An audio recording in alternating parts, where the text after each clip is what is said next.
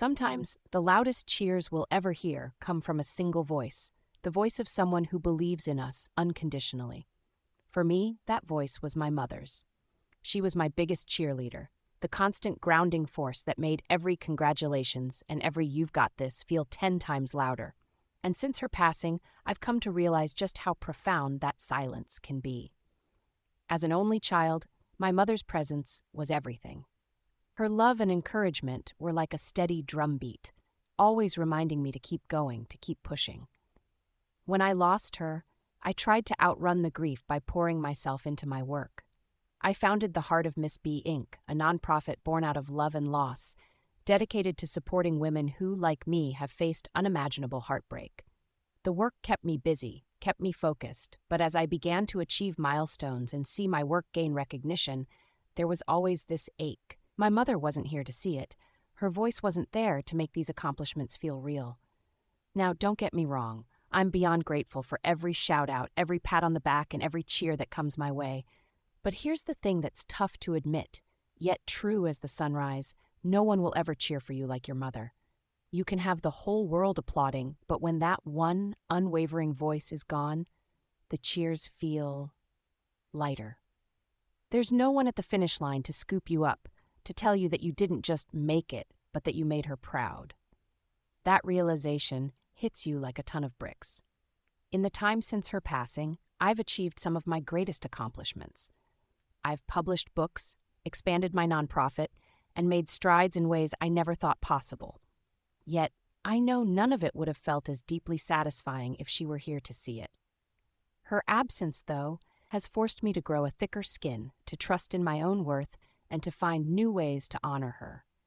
And that's where this journey has taken me, learning to move forward, knowing that I may not have her physical presence, but I have her spirit and every lesson she left behind. I've had to shift my perspective, understanding that I now work with 3 purposes at the forefront: placing God first, honoring my mother's legacy second, and making myself proud third. Because if I've learned anything, it's that I have to stand firm on my own. I can't wait for applause that may or may not come. I have to find peace and pride within myself. So for anyone navigating success and life without their greatest supporter, here are some things I've learned that might help. 1. Redefine your why. Without your mom's voice cheering you on, you may need to dig deeper into your purpose. Why do you do what you do? Who are you doing it for? For me, it's become about honoring her memory, sharing her love, and creating a lasting impact in this world. Find a purpose that's bigger than applause, a reason that makes the work fulfilling, even if no one else understands it.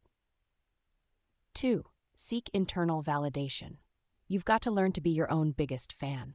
There's a power in recognizing your worth without waiting for others to tell you. Instead of relying on external validation, focus on self-reflection. Ask yourself, am I proud of this? Trust that your work and contributions are meaningful, even if you don't hear a single clap. 3. Honor your loved one's legacy by living fully. Your mother wanted you to thrive. She wanted you to chase dreams and find happiness. Living fully is a way of honoring her legacy.